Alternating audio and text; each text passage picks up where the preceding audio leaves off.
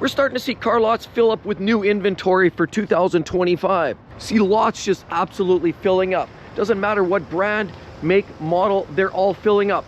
New inventories pouring in, but there's a shift in the tide with the increasing prices of a lot of these new vehicles. It's becoming ever increasingly more difficult for consumers to afford a new vehicle. Late model used vehicles have become much more popular because it offers an opportunity to get into a vehicle without spending the top dollars of a brand new. Because new cars, trucks, SUVs, when you buy one of these vehicles, the first thing you have to do, you have to think about interest rate charges. You have to think about the cost of borrowing. Of course, the vehicles are extraordinarily expensive, the new technology, that all comes at a cost in these new models. On top of it, a lot of times you have to put the extras, paint protection film. You'll see this one here has the paint protection film. You have extra warranties, tire and rim packages, you have mud guards, you have floor mats, and a lot of these vehicles, to buy them new, costs a high amount of money. But if there's one thing we learned in the last 4 years, is customers are starting to slowly run out of money. Yes, we're seeing the average transaction price slowly creep up for the last few years. This last few months has shown that it's actually ticked downwards again. And while vehicles aren't getting any cheaper, the average transaction price is now down to about $48,600. And big full-size pickup trucks from Ford, Ram, General Motors have been a big part of these big price increases. Same have a lot of the luxury vehicles like BMW, Audi, Mercedes. But a lot of the luxury brands have been struggling.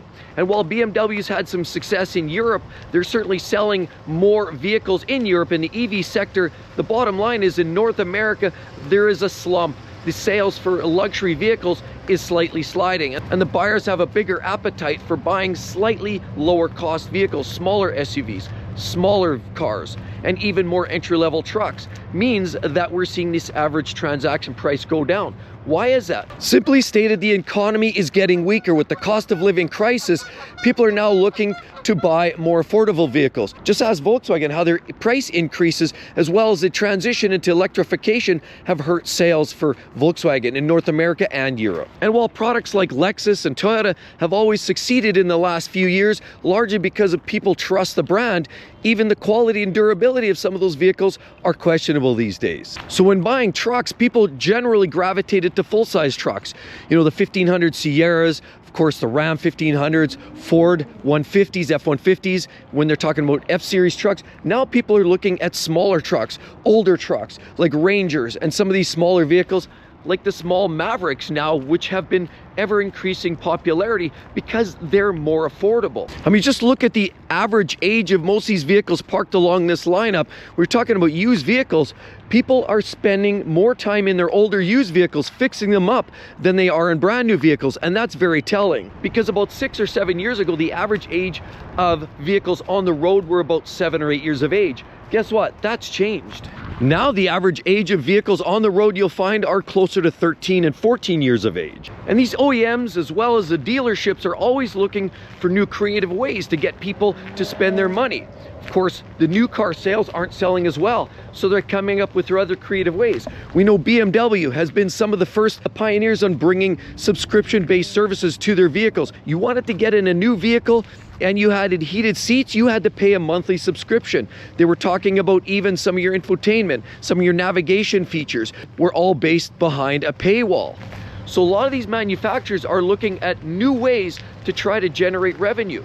Clearly sales are down, and they're seeing the average transaction prices drop, and the demand for a lot of these new vehicles means that less people are inclined to go new, and they'd rather go with some of these older used vehicles instead. So while dealerships are in the business of selling cars, SUVs, and trucks, the bottom line is, when things get tight and people aren't buying these expensive vehicles, things have to change, and they're generating revenue in new ways. And this is a strong indication of what's going on overall in the economy and the financial state that a lot of people are in both the US, Canada. I mean, why not? Why stop there? Even in Europe. Even in China, they've recently pushed back a lot of the European luxury brands. Mercedes, Audi, sales are in the toilet because they're now electing to buy more BYD, more affordable electric vehicles. And sales in some of these European cars in China have absolutely fallen off a cliff. People are looking for more affordable options, and looking for cheap is always a good solution. But BMW is not the only one hitting us with these subscription-based services. Now we're hearing brands even like Jeep, where customers now are buying their new vehicles and having ads roll up on some of their infotainment screens. That's absolutely ballistic. And even the CEO at General Motors is stating that that's a growing trend, that they want to transition more into a technologically advanced industry. They want to become more microprocessor based, a little bit less about mechanics and a little bit more about subscription based, generating revenue opportunity.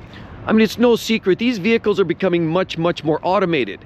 I mean, gone are the times of great exhaust sounds, great driving experiences, and now autonomy are rolling in, subscription-based services. Sit back, relax. We're hearing a lot of people as they let the vehicle do most of the driving. Self-parking, self-driving, automated adaptive cruise control are key common features that a lot of people are getting used to.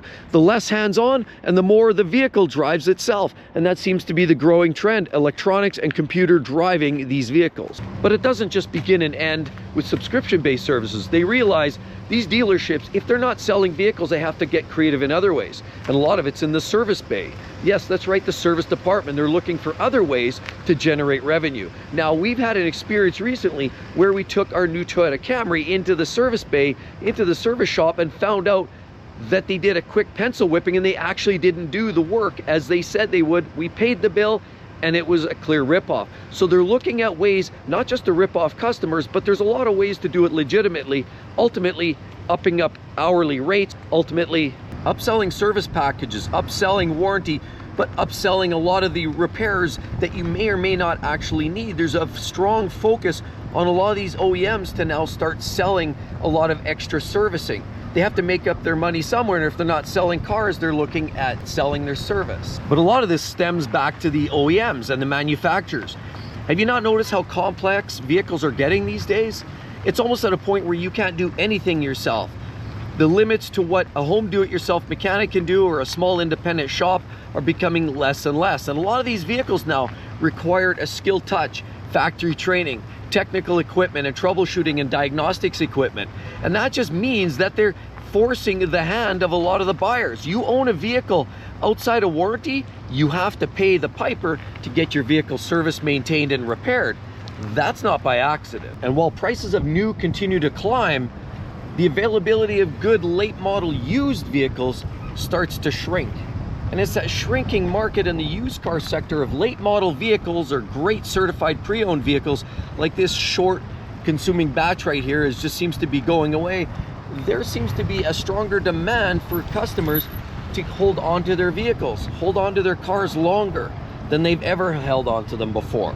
Because a lot of these new vehicles are simply too expensive. When you're dealing with trucks that are up in that $80,000, $90,000, $100,000 and Jeeps that are at $85,000 plus, it begs the question, how long can this go on? I mean, it's sticker shock now looking at SUVs that cost 50 grand that you should be 25, or cars here that should be $20,000 but now cost $48,000, or even these diesel trucks now at $110,000, $120,000, $130,000, which a few short years ago were only about $80,000. And now with vehicles that are overly complex, it just essentially leaves hands off for a lot of owners.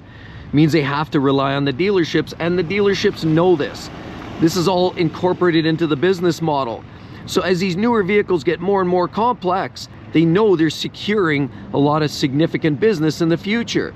So in many cases, people are just deciding to go with an older vehicle like that, fix it up, even if it's got a little rust, put a little fender flares on it, put some new rubbers on it, and it's good to go. Even my old truck here, it's an 03, I just keep it running. Listen to this thing. Listen to that. It sounds like it's purring. But this is what's going on. Age of vehicles on the road are going up. That's right. More and more people are electing to hold on to that. But you're fighting with what the dealers are trying to do and get you in the door. The problem is these late model vehicles are so complicated that you have to go to the dealership a lot of times to service them, to repair them. And that is the conundrum. So ultimately, if you want a new car, that's absolutely wonderful. But what we're seeing is the complexities of these new vehicles just means more and more people are deciding just to keep the old vehicles on the road and forego some of the new products.